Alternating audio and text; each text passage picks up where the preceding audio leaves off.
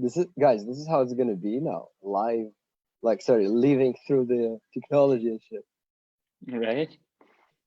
For a while at least. Yeah.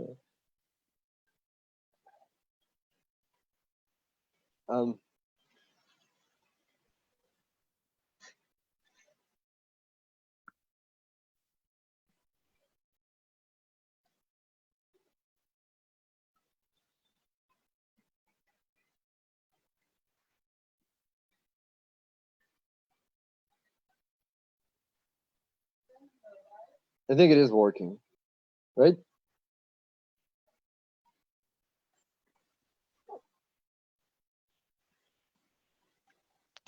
Gotta shave my beard. Hello, hello. Control.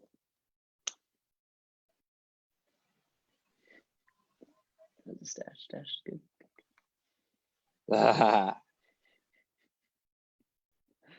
This thing is absolutely ridiculous. Okay, guys, there is again a big delay. I did something similar, even just with me last time on Facebook, just me, and it's still there was like a 20-second delay between me saying something and it's actually being kind of shown on live thing. Mm-hmm.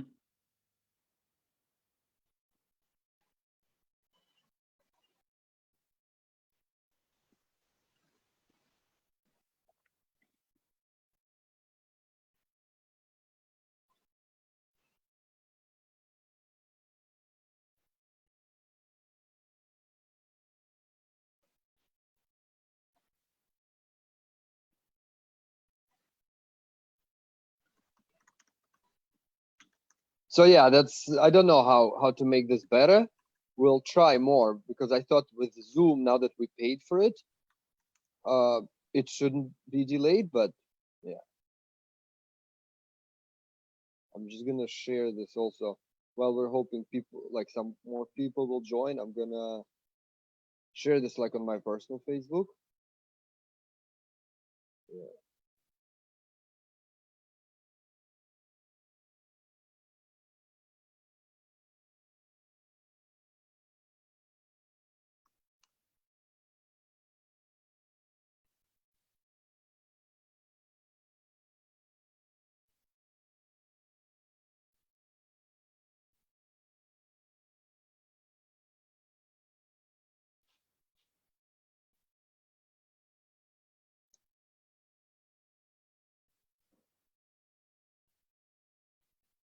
Okay, it is shared.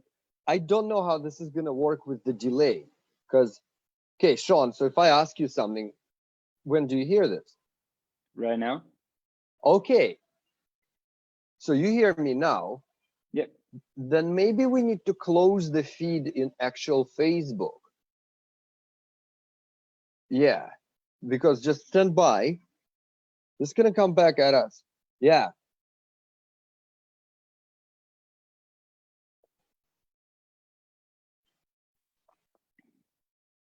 Okay, so Sean, say again.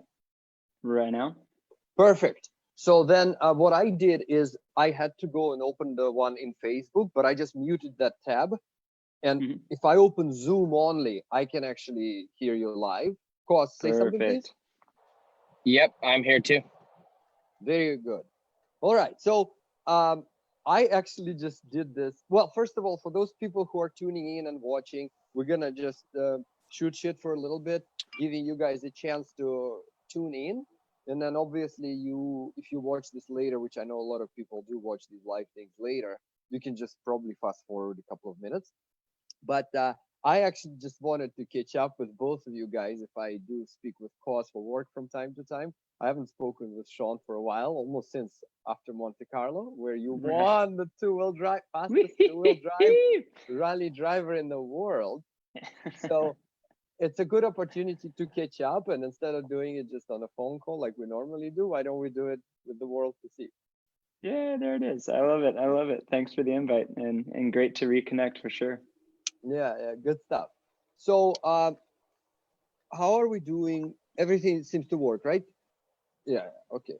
It seems to work. Let me just pull up another thing here.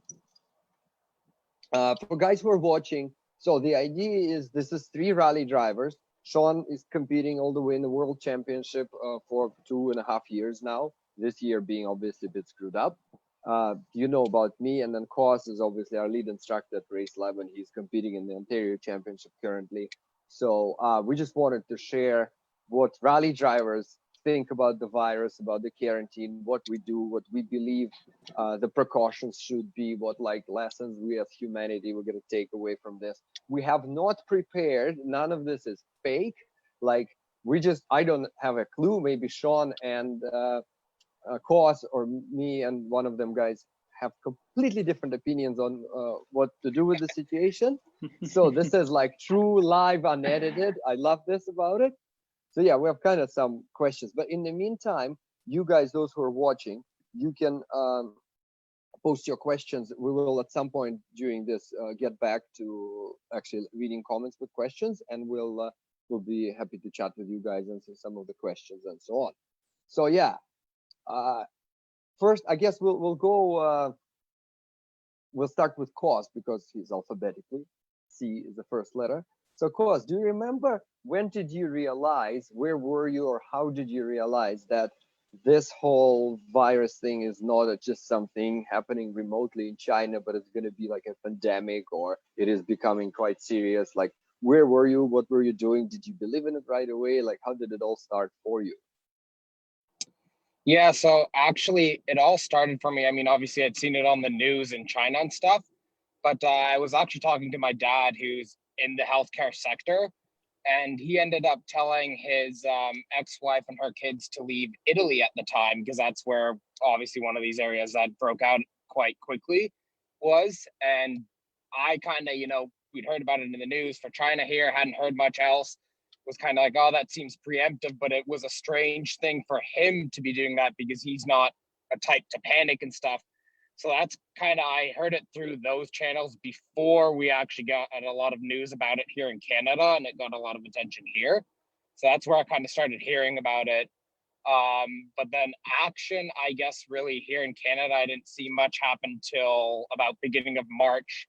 That's when we got a lot of action about people doing things and changing things, and the government starting to jump in and telling us to change certain things. So that's about when we started seeing things here, I would say.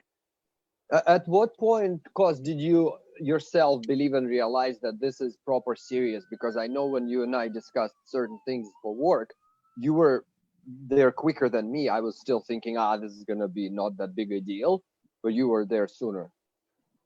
So I would say sometime between the time my dad and had told me about it in beginning of March, he'd sent me kind of an article, which was one of the original articles that was speaking about flattening the curve, and it was from somebody in the healthcare sector. And I realized, I would say at that point, that there might be a bit of an issue on our hands here, and that it might be a little more serious than what people are initially thinking it might be. I didn't obviously expect it to get to the point that it is now. I'm not sure what it is like for you in Russia or in Germany where Sean is, but here only essential workers are allowed to work. People are being told to stay home, that kind of stuff. Obviously didn't expect it to go to that rate, but I would say probably a couple weeks ago, maybe 2.5 weeks ago, is when I really realized things were starting to get pretty serious here in Canada as well. Yeah. We'll talk about what's happening in each of our countries separately after, and that's why I wanted 3 drivers from 3 different countries, right? And it's funny that none of the 3 of us actually are in the countries where we're from originally. That's exactly it. So we probably know 2 kind of things, right? We know what's back home, original home, and what's in the place currently, or something like that. But also, so you said between your dad and beginning of March. When was the time your dad first told you about it? Honestly, I can't remember. I would say sometime end of January, beginning of February, maybe. Oh, can't remember off the top of my head, but it was around the time when things started getting serious in Italy. And then obviously he got a little more serious about talking with me about it when they were starting to shut down cities. So there, of course, they started with a couple cities, and then it led to the whole country. But he had convinced at the time his ex-wife, before they even started shutting anything down, to leave. So it would have been before Italy shut down that I became quite aware of what was going on. I see. Okay, everyone, take notes. Next time the world's about to end for medical reasons, call cost.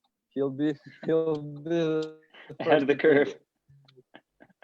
Yeah. Uh, Okay, Sean, same story from you, please, if you don't mind sharing.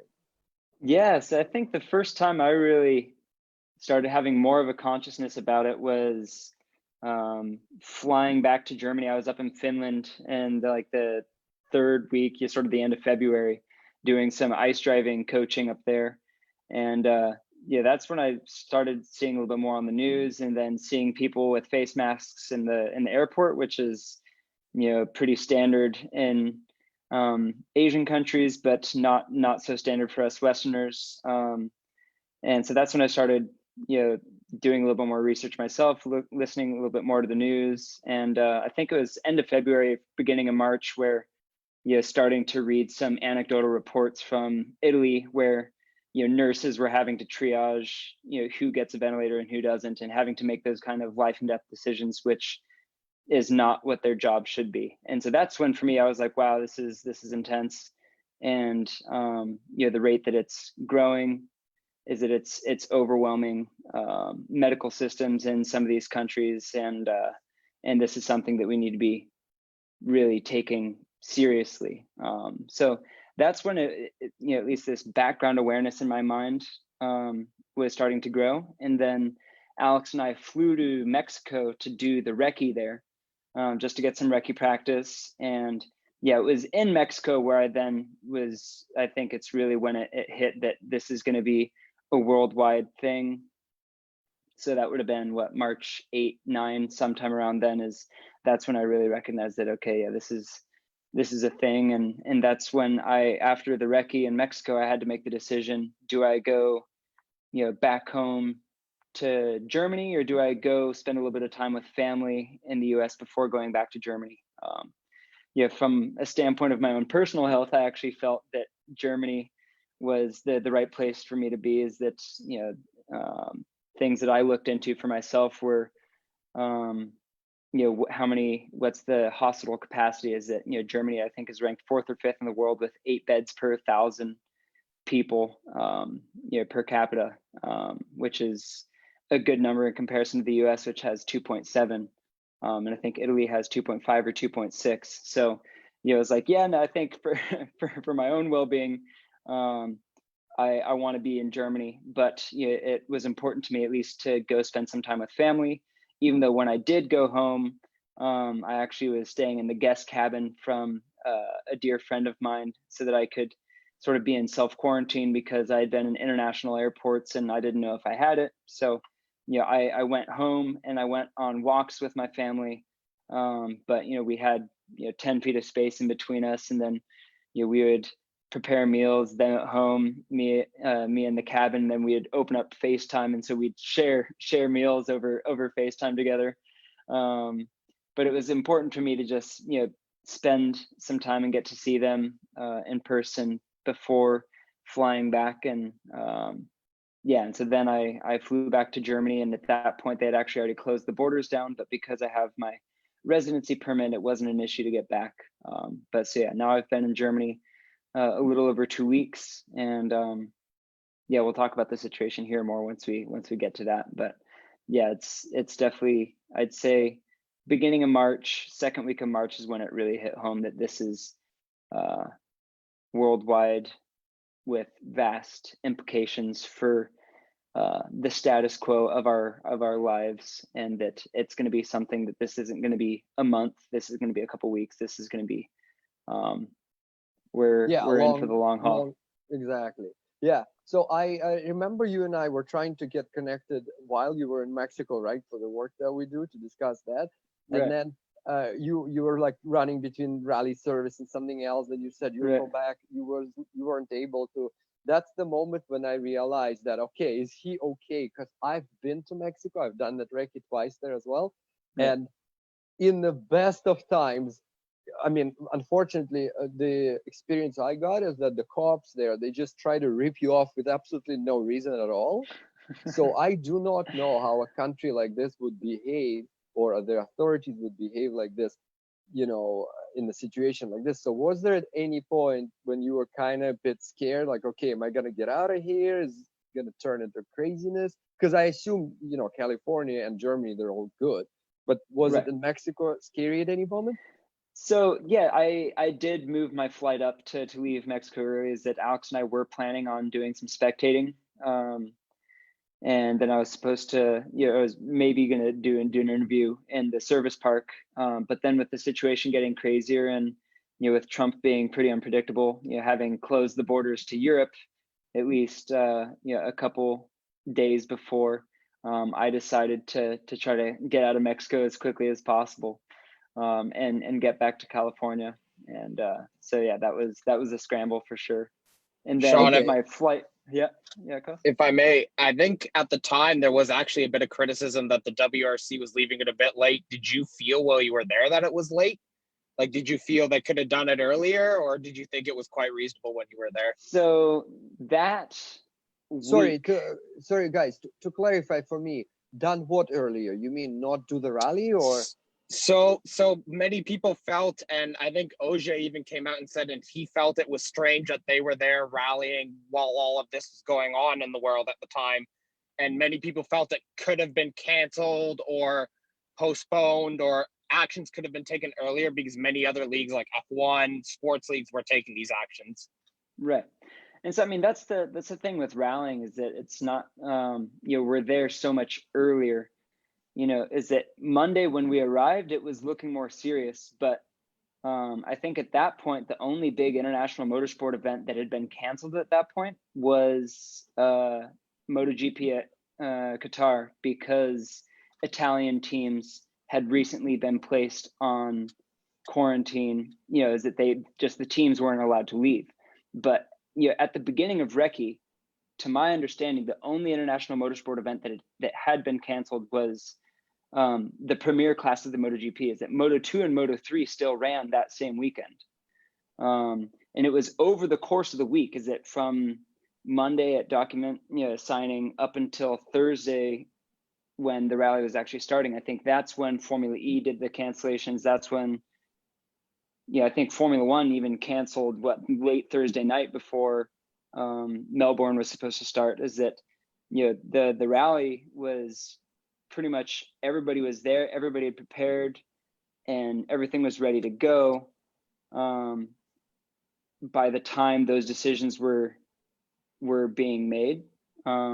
And for me, I think rallying as a sport, you don't have so many people slammed into grandstands like you do. With rallying, is that the fans are at least they have the opportunity to spread it a little bit more, even if the awareness of that, hey, this is something we need to be doing, that I doubt was quite there yet. But I think it was absolutely the right choice to end the rally early, to get teams home, and also to really honor and recognize the potential danger to fans in having people gathering like that together. Okay, yeah. Yeah, I mean, it's hard to say if it was the right decision to go or not. I mean, I think it was right on that edge. Yeah, makes sense. I personally don't think, because I can only imagine what logistics it takes to go to an overseas event. I think personally that it didn't really, hopefully it didn't hurt people by spreading or whatever. I would have probably gone ahead and did it if it was already that late. But also, I'm just curious, and quickly, because we do need to go a bit quicker. What did you think was the sentiment, unofficial, just from the drivers? Because I was also surprised about Ogier's comment when he won, and he's like, maybe we shouldn't be doing it. How were the actual teams and drivers like? Not the official stance, but more in the service part. I didn't have so many close interactions with people in the service park because I left a little bit earlier, and the days before I was busy wrecking. But the few people that I did connect with, is that they were starting to say, hey, man, this looks like this is going to be a thing, but it wasn't really affecting them, or they're feeling like, hey, we shouldn't be doing the rally. Is that, it's just people were more worried about getting home and traveling than they were about driving the rally. I mean, I think at that point, like I said, is that, the recce had been done, everybody was there, and they were stoked to drive the rally. Mm-hmm.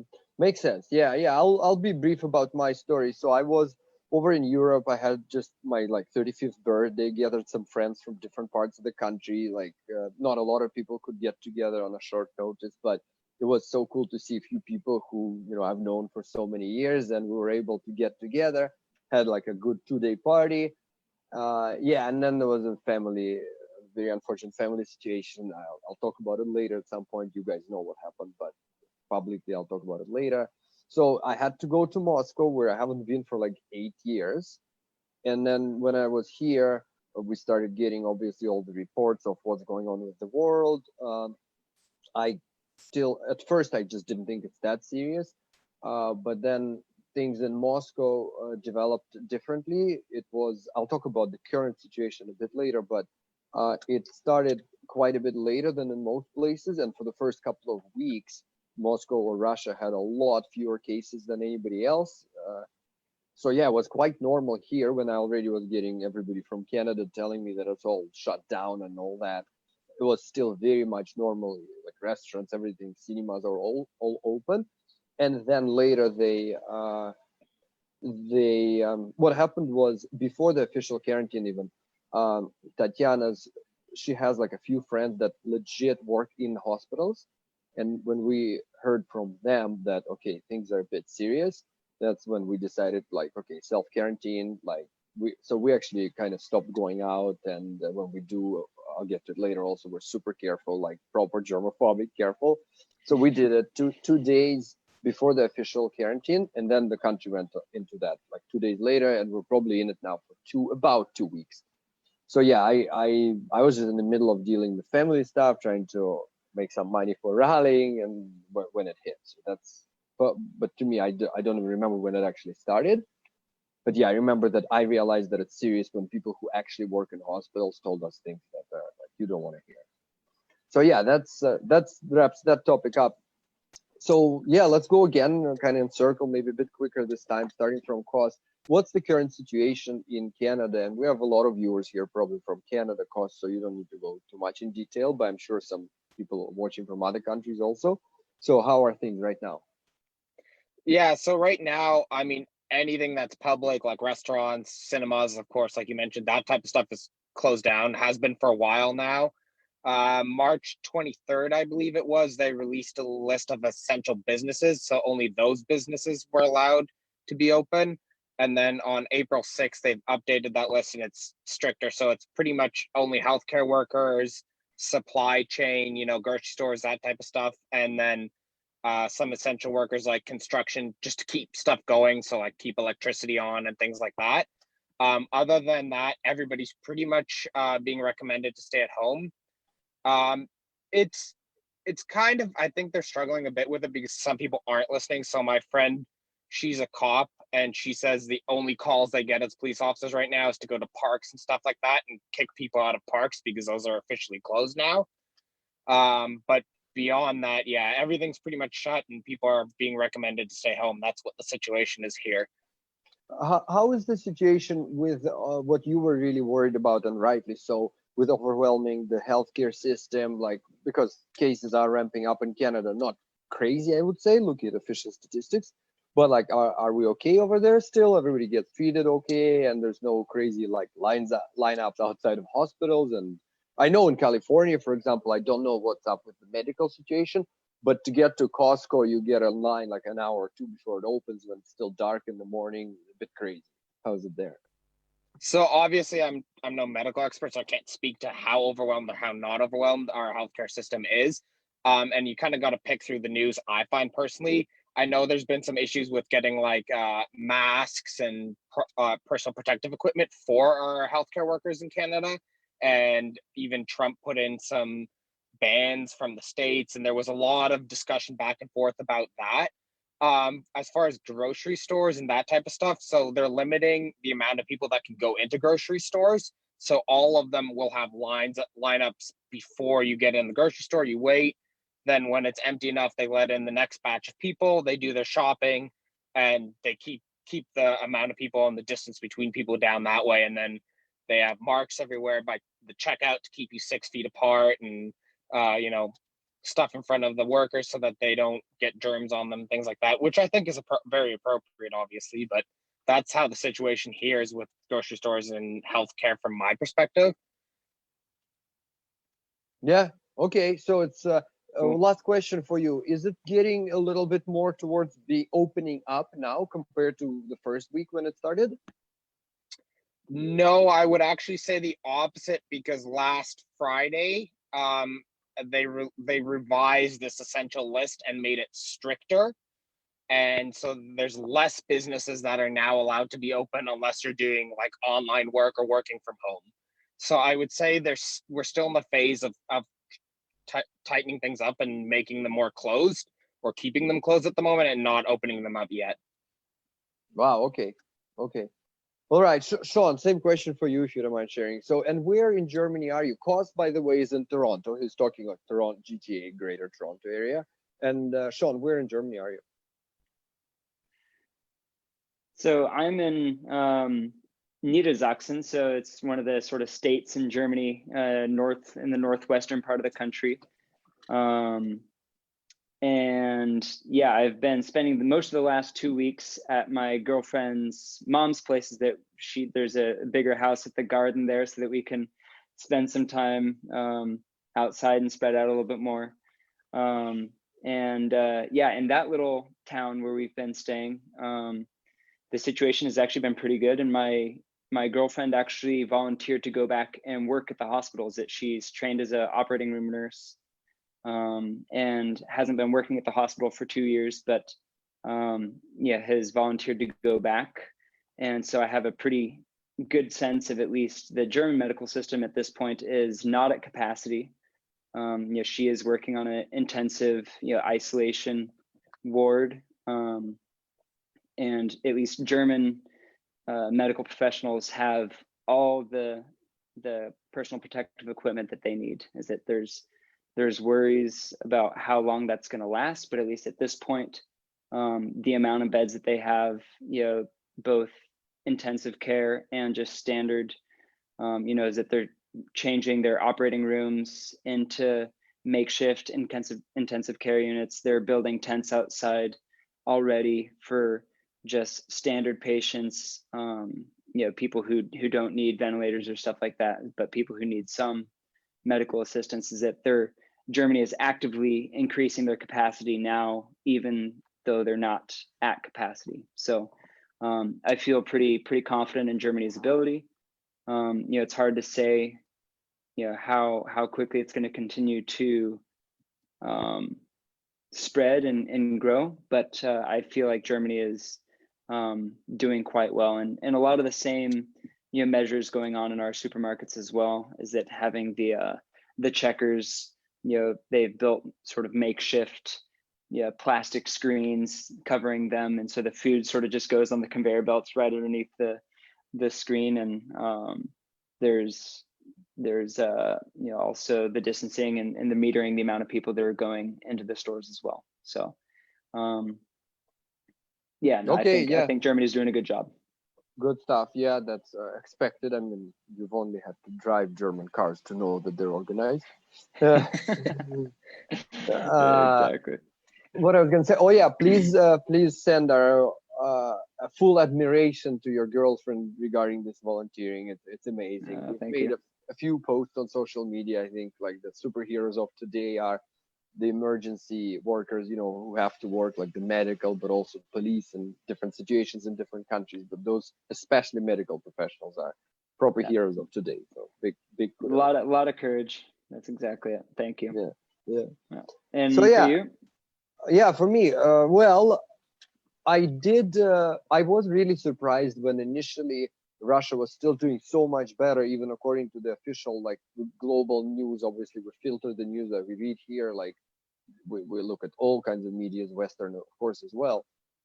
There was two options. I thought it could either be the case of them lying and like really not sharing how bad it is yet, how many people are infected, or it could be that they actually got ahead of it. And remember, Russia has a huge, long border with China. They had the direct, like airplane flights from Wuhan, right, is the regional city that got infected. Well, where it all started from. By the way, Right. that today was first time opened up. People are leaving that town today first. I mean, probably a huge city. I don't even know the population, but it's probably 7 billion people there. But yeah, they're officially opened it up. So Russia has a long border. They had a lot of flights between different cities, including that one, and some cities in Russia. And to be honest, now that we're 2 weeks into being closed up in the quarantine, it does look like they just got ahead. They really did something good. Economically, it's a whole other story here. No Germany, what's going to happen in the future? But at least when it comes to the disease, it's good, and we're seeing things like from the early days, uh, people in full protective gear walking around with some like disinfectant equipment, spraying every like public door that's touched by many people, like in the city. All the playground parks, everything's taped off. You can't go there, like with actual caution tape. It's surreal, but it is good. So looking at and Russia's numbers are going up now as well, like a lot of like everywhere else pretty much. But it's a lot less than it could have been, I find. So it's not terrible, I think. Mm, what else? I mean, another kind of surreal thing was that when I first heard that there's a city in China that got guaranteed, like that they have orders that they must stay home, there's curfew and all that, I couldn't believe it. This was back, maybe when I was even in Europe, right, on my birthday. It was like, oh my God, this is like so surreal. Like, try telling me to stay home. But then, because I saw pretty much the rest of the world shut down, Right. and then here before we were officially told to stay home, we were the ones who volunteered to do that. And by the way, I have like from all my relatives that are kind of in the risk area age, I have two grandmothers, and I decided, they're both over 80, like well over 80. So we decided that even 2 weeks before we self quarantined, I was not going to see them anymore. And so obviously, because that's a super high chance, like high risk. But yeah, it's surprisingly good when it comes to hospitals and stuff. To the best of my knowledge, it's not overwhelmed. It's good. Uh, when it comes to the amount of traffic in Moscow, it's a huge city, and I can see one of the big streets right from the window here. It went, it was like quite dead for the first. Well, they announced that you can't really leave home, but then there was no law actually where they say you have to do certain things to actually limit people's freedom of movement. So, anyways, first few days it was like okay, just getting ready for it. Then it was quite dead for like about 5 days, and now it's getting back up a little bit. There's a little more cars, more traffic. You see police vehicles driving around slowly, like with the loudspeaker, right, just telling people to go home, that kind of stuff. But yeah, very civilized, and I'm amazed because so far, if we look even at the numbers as of today, Russia is faring probably best of all like developed world, maybe except Japan, because Japan, even though they're close to China, and they had like second ever case, I think, outside of China was in Japan. They're doing really well, but I guess that's down to culture. I don't know. I'm just speculating here that they always wear these face masks anyway, not always, but often, etc. So yeah, so far it's quite good. I'm surprised how good it is. And with supermarkets, we don't have those protective shields, and they do let people in. But I mean, most stores are closed. Like I needed a computer cable, can't go get that. But supermarkets with food, um, they're all open, and it just doesn't seem to be that many people. Like they're not limiting the number of people that can enter, and then most just wear masks. Well, most few wear like gloves also. So a few wear, but some people. So yeah, that's where we are now. It's not too bad. So yeah, I wanted to ask you guys, what do you do actually? I know Cosmos somehow ended up building a house during quarantine. Like, what do you guys do when we're locked down and most of the work we usually do can't happen? Yeah, so I'm actually helping my friend. He does build homes, he frames homes. They're considered part of the essential workers if the project's already started. So we're finishing up some projects that have already been started. And obviously, it's difficult in that area, but other than that, I'm just staying at home, like weekends, staying at home if there's a chance to go outside and backyard, that type of stuff. Other than that, trying to stay in and respect what the government is asking of us. I mean, to my knowledge, where we are allowed to go out at the moment, to do our regular groceries. There's no restrictions on when we can do that. So, but they are asking everybody to stay home unless it's necessary to go out. So, if I can, I'm trying to stay at home. That's where I'm at the moment. Yeah, very, very Canadian way. It's allowed, but please don't go, and nobody goes. Actually reminded me something. I've been comparing Moscow and Toronto all my life, right? And how Moscow never sleeps. It's so much more alive. So in the last few weeks, I saw Moscow as dead as Toronto at night. It's crazy. It's like 2:15 a.m. Even Dundas Square or King West, like everything is dead in Toronto because 2 a.m. you gotta stop serving. Well, Moscow is never like that, and now it is like that. It's just completely surreal. Never thought I'm gonna see that day. But Right. okay, so you're helping a friend cause, and yeah, pretty much trying to be the law obedient citizen, which is good. Of course, it's what we're gonna do now. Sean, how about you? Yeah, so I've been just going back to basics and just really taking care of my health, meditating, keeping fit. Yeah, at my girlfriend's mom's place, I turned her brother's old room into a gym. So that's been helping keep me sane. Yeah, then just every couple of days trying to spread that out, get some groceries, and then luckily we have a dog, so we're able to go for go for a walk outside. The limit in Germany is that you're only allowed to be outside in groups of 2. So my girlfriend and I, we go for walks in the morning with the dog, which is a nice way to just she lives sort of on the outskirts of a small little town, so we can head out into some of the farmlands, into the fields, and there's some small little forest areas. So we're spending some time in nature, which I think is also a huge key thing to stay sane. And then just trying not to put too much pressure on myself to, hey, you need to use this time to do this, and this. It's just like, no, this is actually a time to slow down. And is I am very well acquainted with pressure and do everything now. But now that there is no firm deadline for when we're going to get to wind all this stuff back up, is that it's been an interesting practice to actually see what it's like to slow down and just take care of the absolute basics as well as I can. And so yeah, that's sort of been what I've been up to. Yeah, there you go. That's awesome. I was hoping to hear something like this from you, because we've talked about a few things that you personally believe in. I really appreciate the insight that we shared before and the digital detox. So I was hoping that you're allowing yourself a bit of a break. That's good, man. That's good, especially the crazy year you've had. A slight off topic. How many rallies at like either World Championship or European Championship did you do last year, 2019? We did 11 rallies. And quite a bit of testing. And also for me, I spent a month and a half cumulatively in training camps throughout the year, between my trainer, Dr. Rada Jukic from Sparta Medic, and then also at 321 Perform down in France as well. So I was on the road 200 and something days last year. So yeah, it was flat out. And people, I mean, who haven't been lucky to be at the world events, they have no idea what it is. My biggest, I've done 13 rallies once, but that was in North America, and that was exhausting to do 13 or 12 or whatever, right?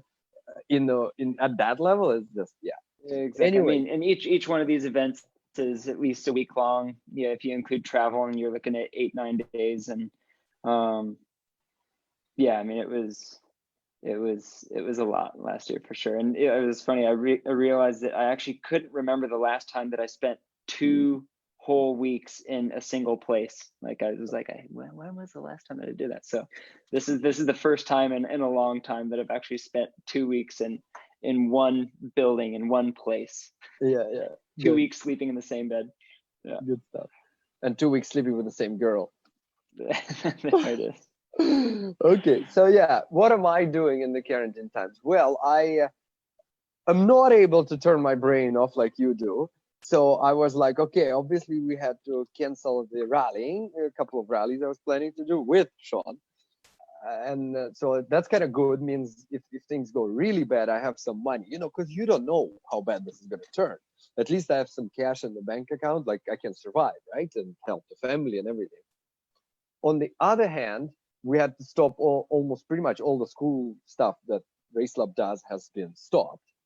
So I'm Right. like, I gotta make money. So I'm into a couple of different new projects. We're coming up with alternative things to do with the school for people who are probably not gonna have as much disposable income when they get out of this, as well as a couple of like completely separate projects. So I've been actually working way too much and completely wrong when it's too stressful. Instead of going and relaxing after, I just have a few beers, sometimes one too many, just to kind of take the edge off. So it's yeah, working flat out. But it's also because of what happened with me. I think just working, like I haven't worked in front of computers like this for, I don't know, 10 years, I think more maybe.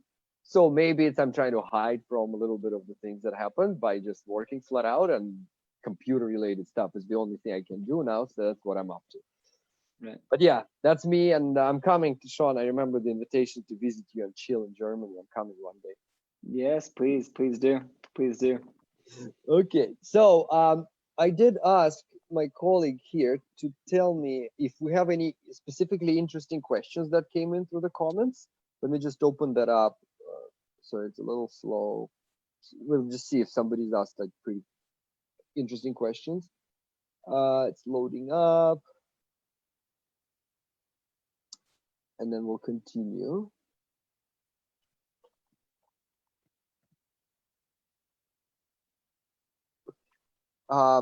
While it's not loading up, how is the weather? Like, is it full spring course over in Canada?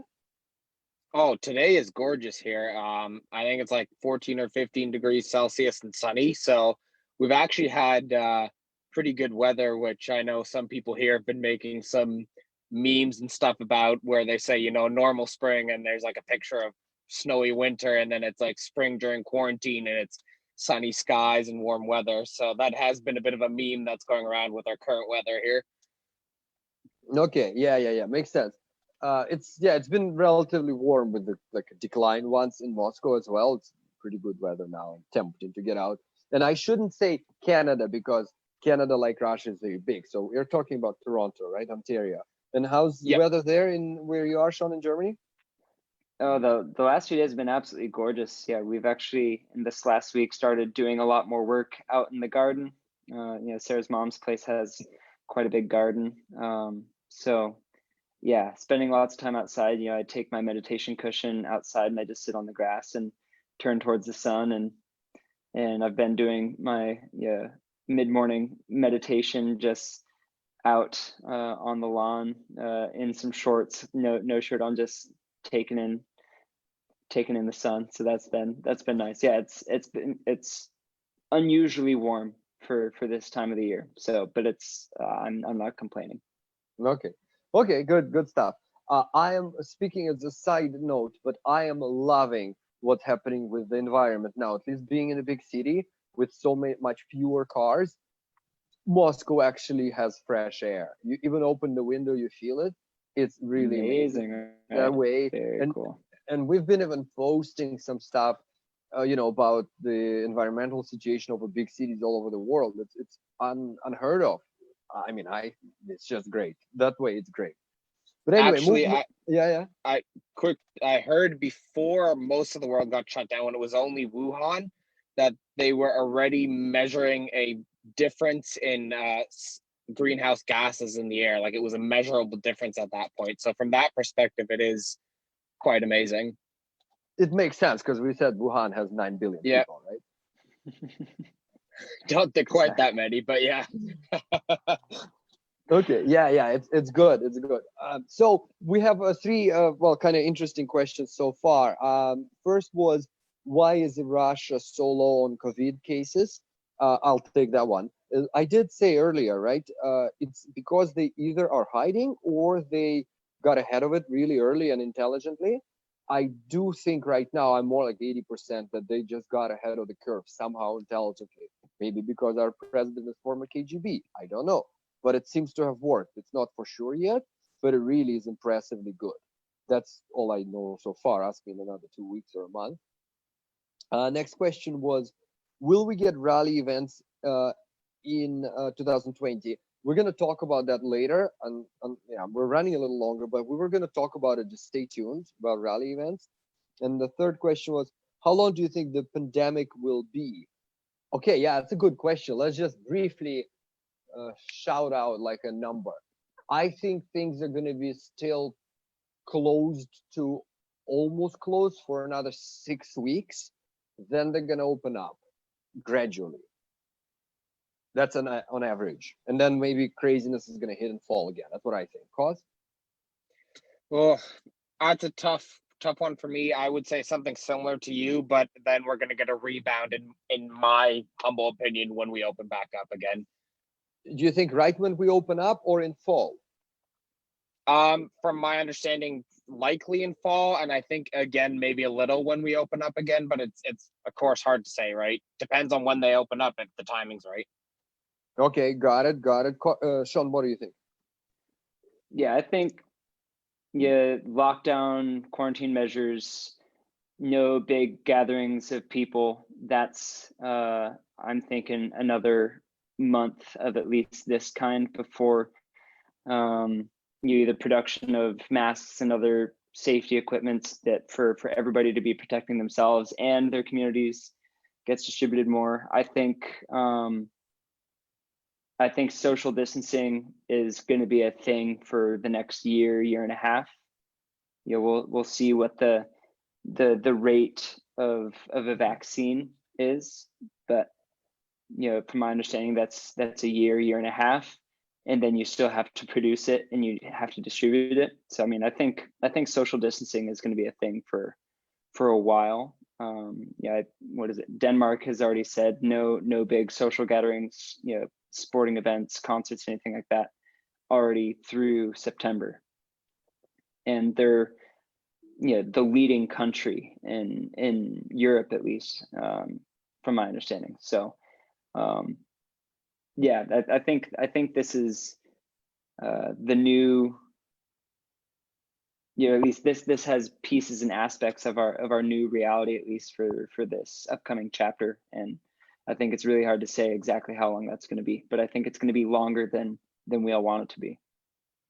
Yeah, that's crazy. I've looked at some other like things and numbers, but what you're saying about no big social gatherings and the vaccine, even though I knew that it takes that long to make them, but yeah, wow, man, you bring up good points for all of us to think about.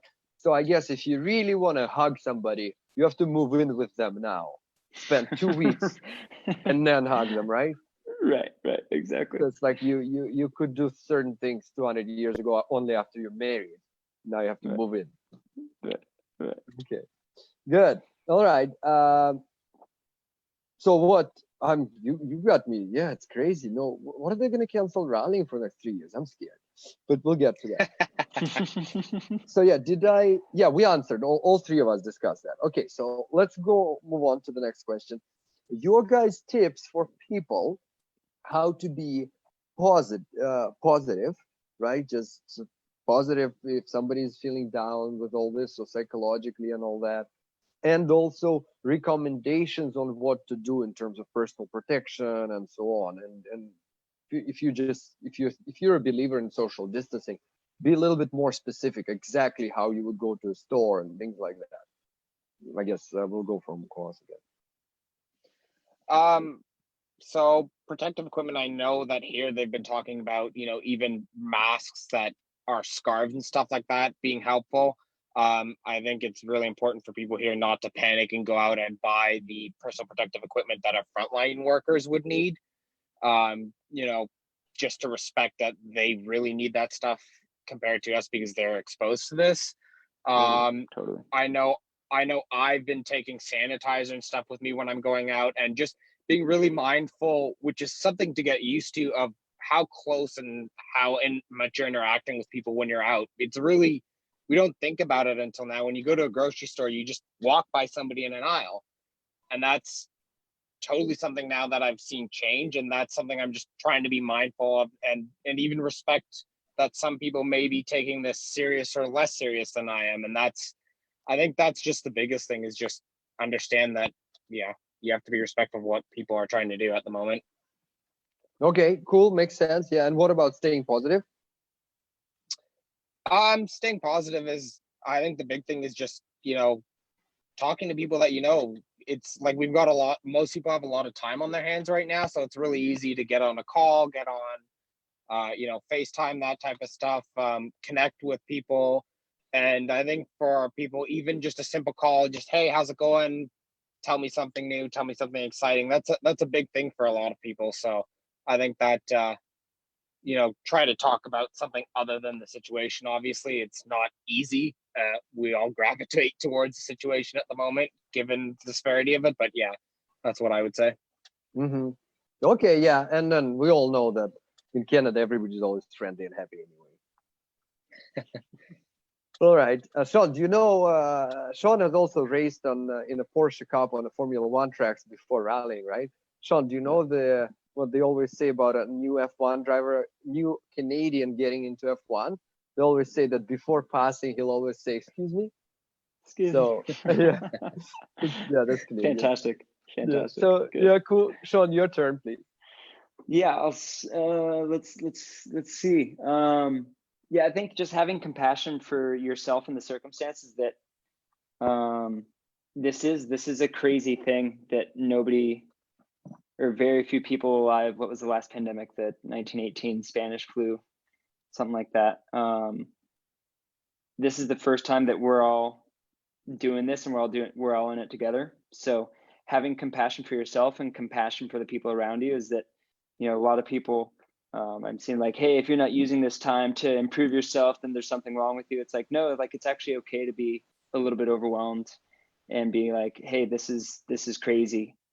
And it's also tragic. The amount of people who are dying from this thing is not inconsequential, is that this is going to have a huge cost of human life. So I think it's okay to like let that in and recognize if, like, maybe Leo, you're distracting yourself with work, trying to not really face the reality that, hey, this is like a really big thing.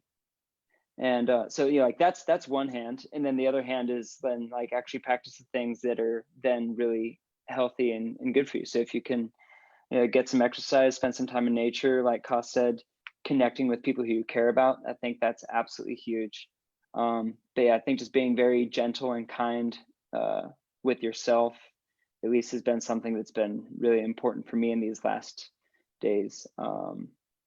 Yeah, I think it's also important, and this is something I actually need to take my own advice, is spend less time on Twitter and spend less time reading the news. And is that it's good to be staying informed, and I think there's also a threshold as to what's actually then helpful, because I think if the virus is the only thing that you're thinking about, then that's I don't know how sustainable that is from a mental health standpoint, at least unless you're a virologist, or unless you're a medical a healthcare professional, then it's your job and maybe even duty at this point to do that.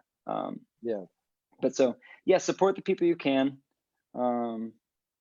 and take care of yourself. I think just really practicing self-care. So what that looks like for me is meditating, exercising, and spending a little bit more time cooking, which is therapeutic and tasty. So And healthy.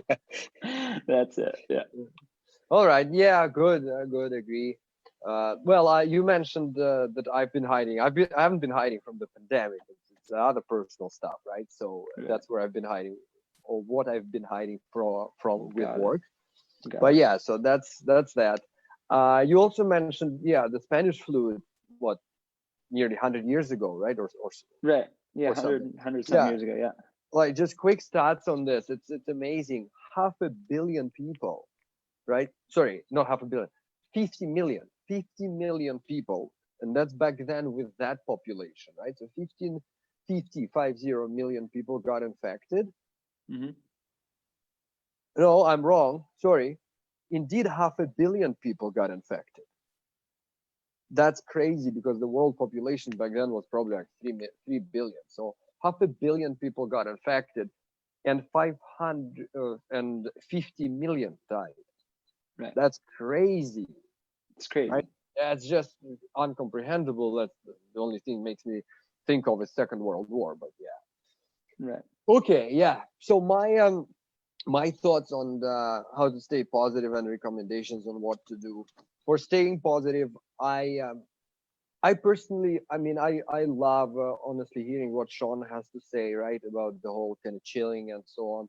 I'm just not in the right state of mind for this, so I haven't even thought about it. So for me, staying positive is using this opportunity to use the time and kind of make useful. And that's not to disagree with you, Sean, right? It's just sometimes like I feel like I need action and I need to do things, Right. get things done.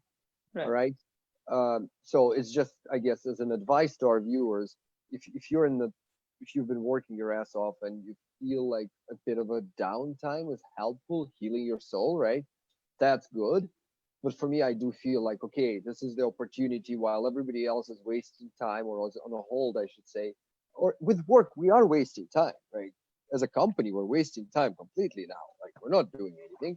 So I'm feeling, okay, I could maybe make a break, get my career somewhere further, that kind of stuff. So that's how I stay positive. And for me, I think both are important. Is that you can use this time effectively to learn something new, to grow, to read a little bit more, start a new project. Is that I think I'm not saying don't do that. I'm saying is that don't feel bad if you're struggling and unable to do that right now. Is that there's a spectrum between both of those things, and Exactly. I think actually having both of those valences is actually, I think, a healthy thing to have, the generating and then also the coming to rest.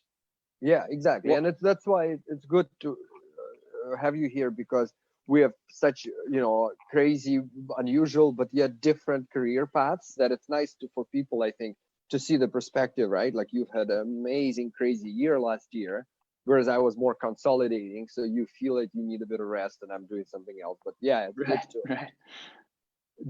did Kost try to say something there? Yeah, I was just, to both of your points, for me, really, the big thing is like, the relaxing stuff like that is important, but I find for myself when I spend too much time doing that, I kind of get lost in it. And for me, it's important to, get up at the same time of day, get in like that regular rhythm and still have things to do. So it's kind of like a balance between what Leo's doing by the sounds of it and what you're doing, Sean, is just somewhere in the middle there, try and have scheduled things that I'm still doing as if you were going to work in a sense, and still taking that time for yourself as well, and family and friends. Totally. Yeah, regular schedule. Structure is key. Yeah. Interesting idea, actually, a schedule. Yeah, I'm doing something that I'm forced to do every day, but yeah, it's interesting, because I can imagine that I would probably just binge watch all the good TV shows. I've still started rewatching House MD for the third time. That I can't resist that. So okay, yeah. And as for the recommendations, well, I was really taking it easy in terms of before things got serious. So I wasn't doing anything specific at all. But once I decided, and this is maybe different perspective than most people do, once we decided we're going on self-quarantine, we started being super careful. So we're talking like surgeons kind of careful. I do not touch anything outside of the apartment with anything but medical gloves. Like not one button to open the door somewhere, not a car handle from the outside, nothing in the store, and so on. Because I do, well, as no scientist. Just don't touch your face with those gloves. Well, the thing is that it stays on, exactly, right? So it stays on surfaces at least up to 3 days. And then some of those cruise ships, they found traces of active virus like 14 or 17 days after. So if you are going out and you're saying, okay, I'm going to just touch everything in the supermarket, and then you accidentally touch your wallet, or not accidentally, but then you touch your card door and all that, even then you sanitize your hands, it's still all over the place. Because it is a lot of inconvenience to live like this in general, to be on quarantine and so on. But I'm a believer that if we are gonna do it, we might as well be like virtually guaranteed virus free, right? Because if I'm gonna suffer through being locked down for a month, then I might as well guarantee that I'm not gonna get this thing, right? So I was first quite open, not giving a hell, and then we got really serious. So yeah, that's what we do when we get groceries. Before unloading everything, you put on one side on the table or like floor, you put all the bags there, then every single item you sanitize with regular sanitizer. And I've looked at some medical workers like on YouTube and stuff. Maybe it's wrong, but that's as much research I've done. You sanitize every single thing, because all this was touched in a store just to reshelf the items just very recently. The virus could still very well be there. And then put it on a clean side of the table or whatever floor, and then put all those bags, toss them in the garbage, sanitize the floor of the table, and wash your hands a couple of times, and now you know that everything inside the apartment is good. So that's kind of how we're doing. Cool. Yeah. Okay. So, the fun questions. Racing program. Your racing program in 2020 and beyond. And I just realized that it's actually not a fun question, because our racing programs are screwed. But Kos, starting from you, briefly, what program did you have planned? And by the way, Sean knows Sam, so you can mention Sam, because Sam is going to be, yeah. And where are you now? Like, you think you're not going to do it at all, you might do it, and so on, and go around, share the same stuff.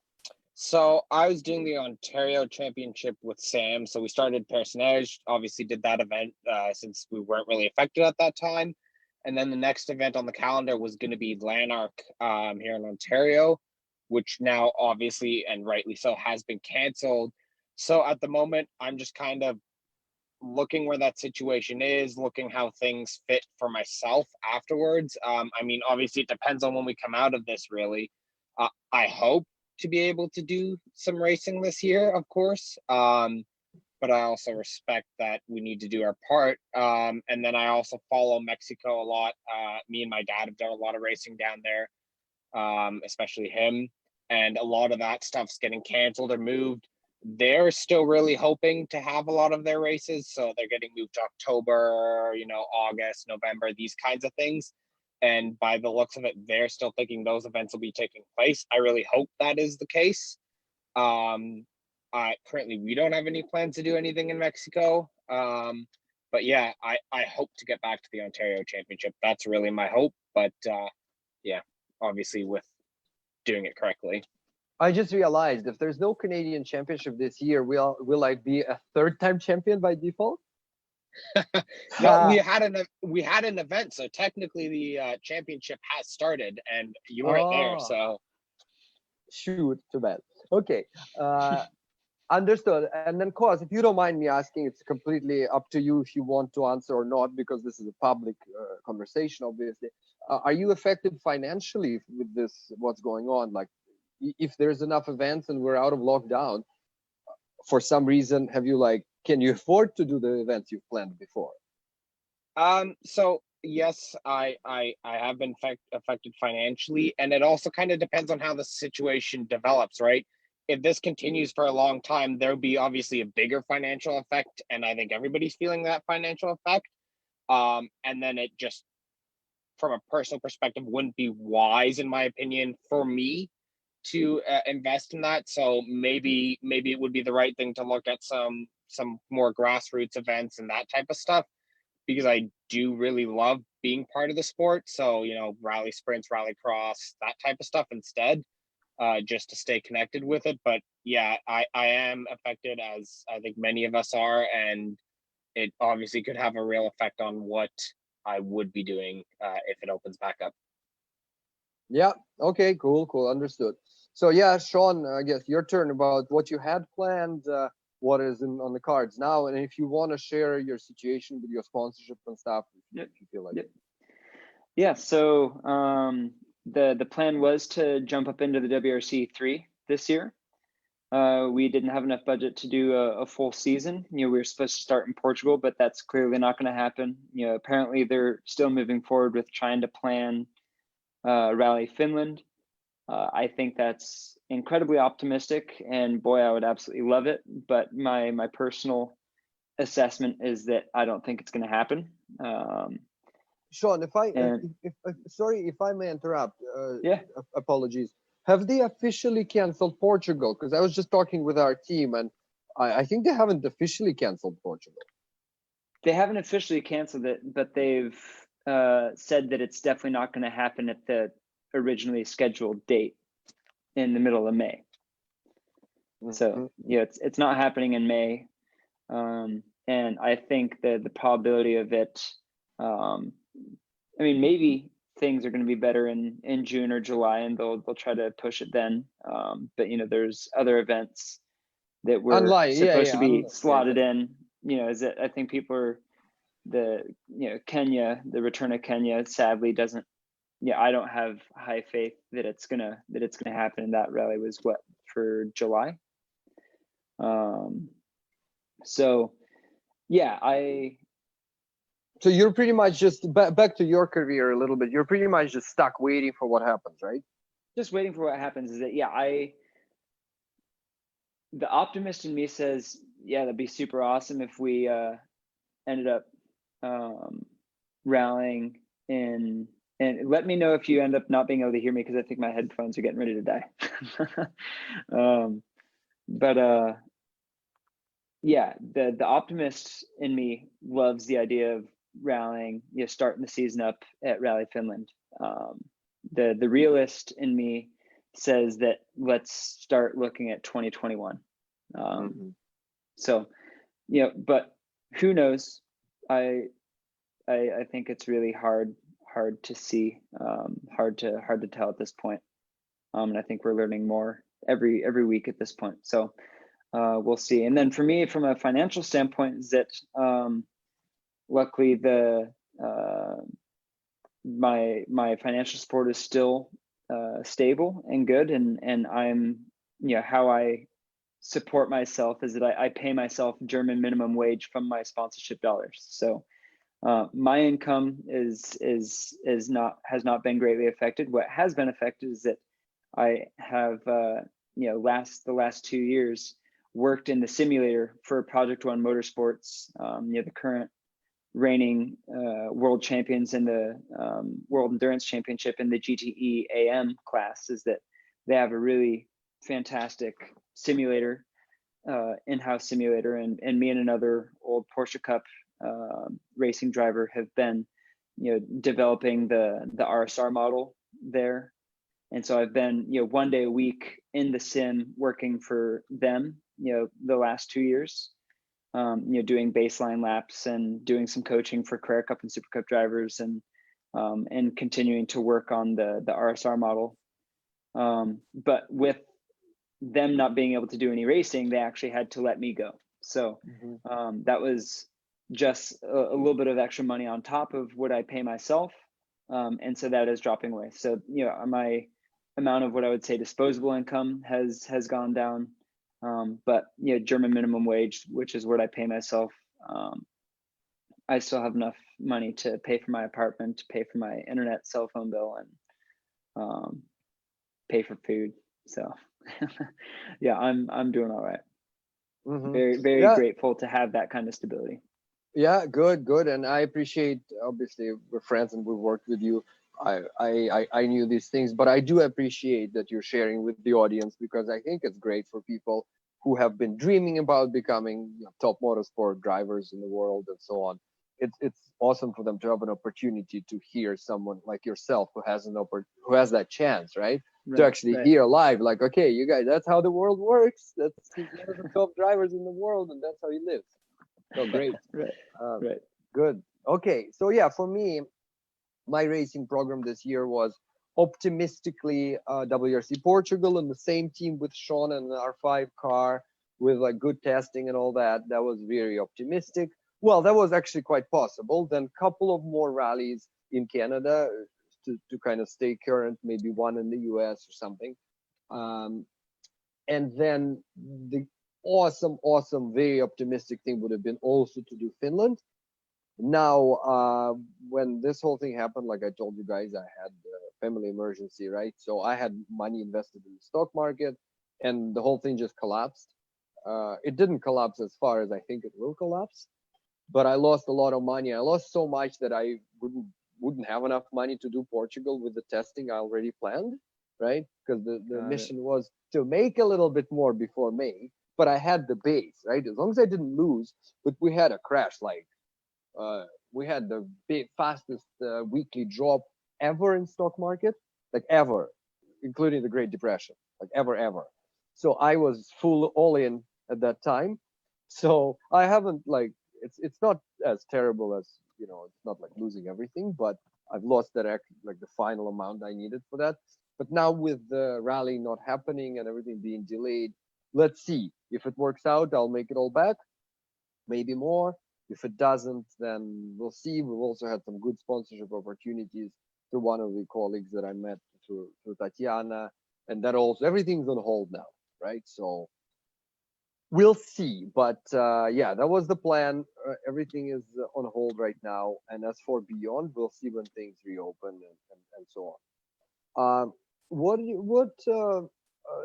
Next question. What is your guys, and let's soon wrap it up, but because it just becomes a very long video, but what are your thoughts on future of motorsports, like this end of this year and beyond? Like, I always thought that there's some global fuckery going on, things like luxury sports, like World Rally Championship or Formula One, they might just get shut down. What are your thoughts on this? Should I jump in? Cos or Yeah, Sean, go for it if you want to go. Yeah, all right. Yeah, I think it's gonna be an interesting time. I think I know that the automotive sector, at least here in Germany, is being hit pretty hard by the shutdown. Is that if people aren't buying cars and car manufacturers aren't making cars, then it's sort of the whole economic wheel has sort of been brought to a halt at this point. So it's going to be fascinating to see what how actually much happens. money manufacturers are actually going to be interested in or ready to spend once we get things going again. Yeah, so it's fascinating. I mean, it's been interesting to watch how much esports has been taking off as a substitute, of which I sort of firmly believe that it is a substitute. I think you can do some more fun, creative things with it. And I think it's a great way to bring a bunch of personalities from a bunch of different disciplines together. I think it's entertaining, but I don't think that it really replaces the actual feeling. And I think rallying, at least, I think is one of the better sports that it's a lot easier to do social distancing spectating a rally than it is spectating an F1 race. Yeah, there's no grandstands. So maybe rethink how you do super specials, stuff like that. But being out on stages is that that I think it's of any of the forms of motorsport that I think is social distancing proof. It's rally. Yeah, that's a very good point. I haven't thought about it. So then, very quickly, do you think we're gonna have a World Championship event and a Formula One event this year? Or what are the chances? 40%, 80% that we will. At this point, I'd almost say it's a flip of a coin, and I hope I'm wrong, and I hope that in August we're racing. I don't see it, but I hope I'm wrong. Okay, so, I see. Yeah. Okay, cool. Thanks for your insight. Kos? Well, to answer your last question there, is there going to be one of those events? I'm hoping to be a little more optimistic than Sean was on that one. I think there's a lot of people out there that are quite smart and that work in both industries, and they'll find a way to hopefully put on something that is in a safe manner. Obviously, it depends on how it develops. I really would hope we can get something. So I think it's a little stronger that before the end of the year, we might see something from those events, but it's tough to say. The other thing is, rallying. You spoke about rallying and spectating and stuff like that, and it's same for off-road racing in Mexico, which I've done a bit of.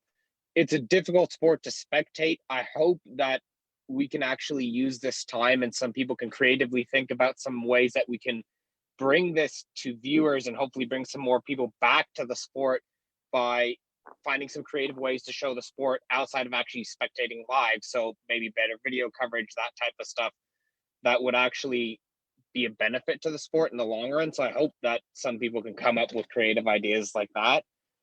That I think would be a great thing to see out of this. Yeah, good. All right. All right. Well, we should, I guess, wrap it up soon, but I have one more kind of a final thing to ask you guys.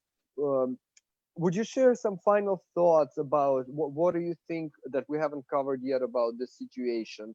Maybe you want to mention a few things briefly about the economy, or what should humanity learn from this, or, you know, anything big picture to leave our viewers with for the end. We can start with Kos again. Oh, big picture. I mean, I'm not a philosopher or anything like that. I mean, like we've spoken about, taking care of yourself, that type of stuff. I do think this is going to be a big change for a lot of us, and I think it's going to change the world in the long run. You know, I think a lot of people used to believe that, you know, handshake deals, you have to do face to face. I think a lot of that will change.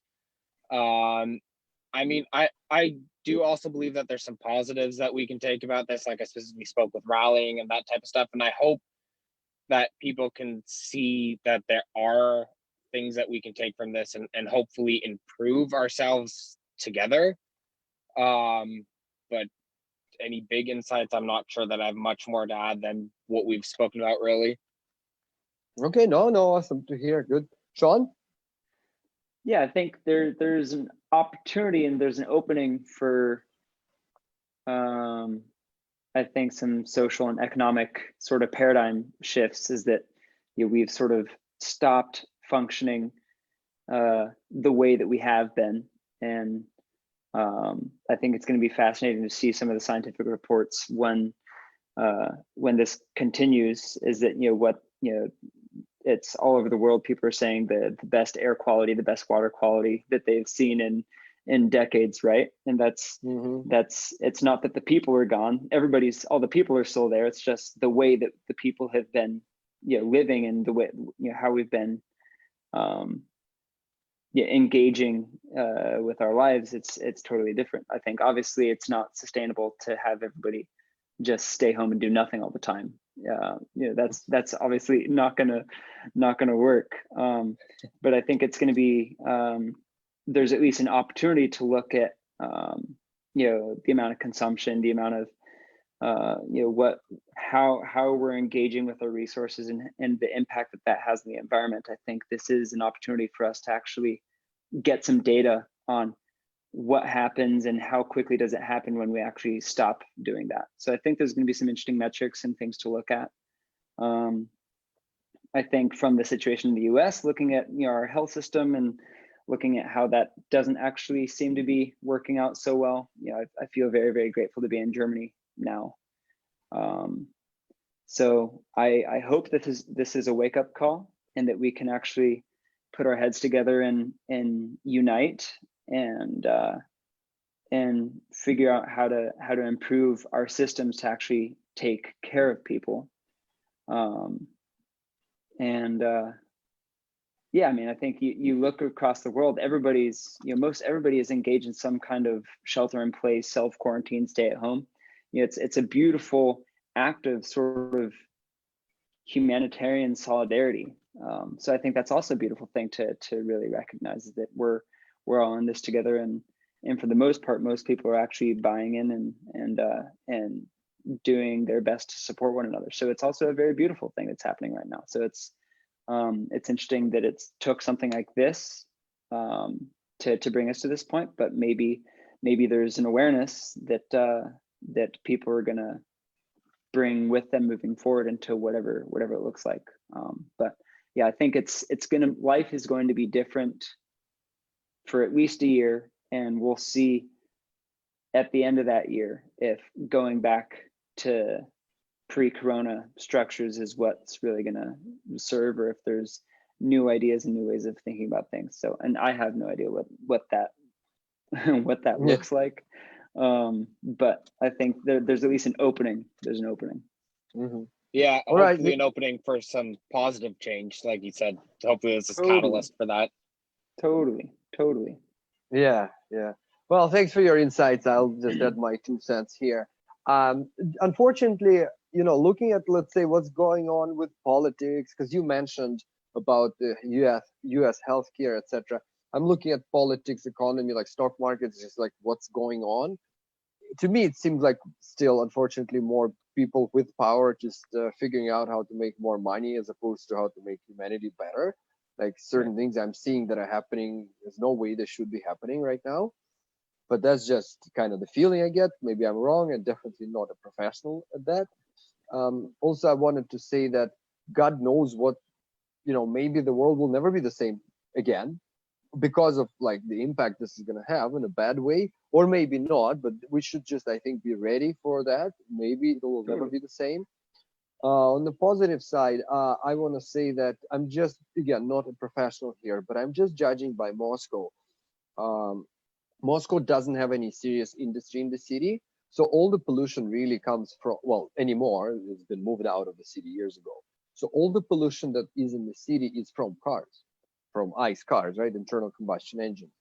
Now, if Elon Musk got his way and we all had electric cars, the air would be even cleaner in the cities than it is now. Think about it. Yes, you have to produce batteries, and somewhere else it's going to pollute when you're charging, where you get electricity. But at least in the city, it's amazing. To me, this is an amazing test drive of what it could be if we have at least electric cars. And yeah, maybe something else is even better. I'm not saying electric cars is the ultimate answer for the entire humanity's existence, but at least for now, it's so much better to breathe. I think that's what people should be screaming about right now, because it's a completely different air to breathe. Totally. Right? Yeah.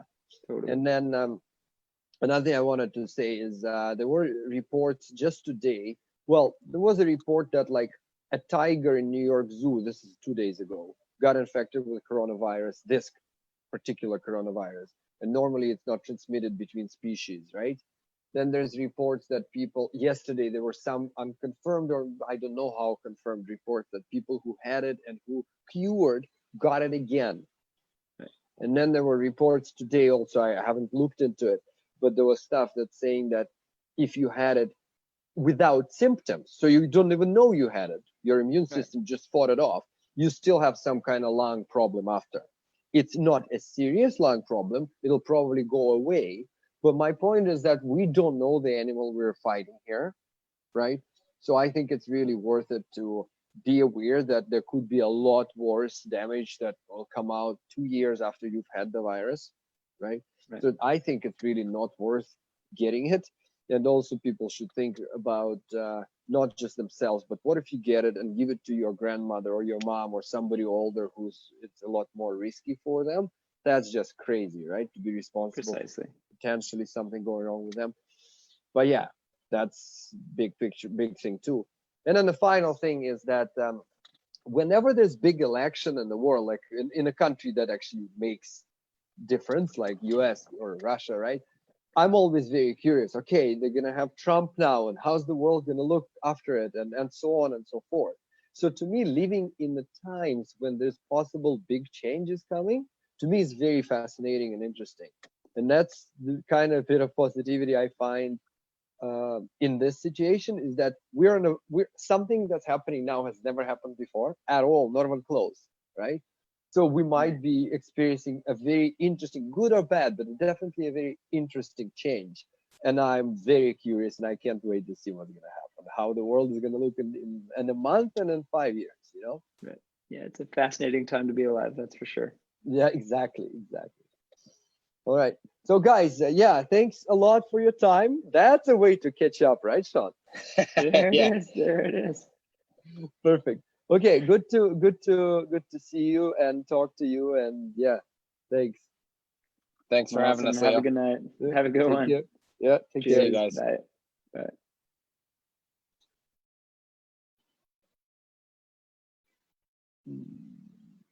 Now we need to make sure we can save this, right?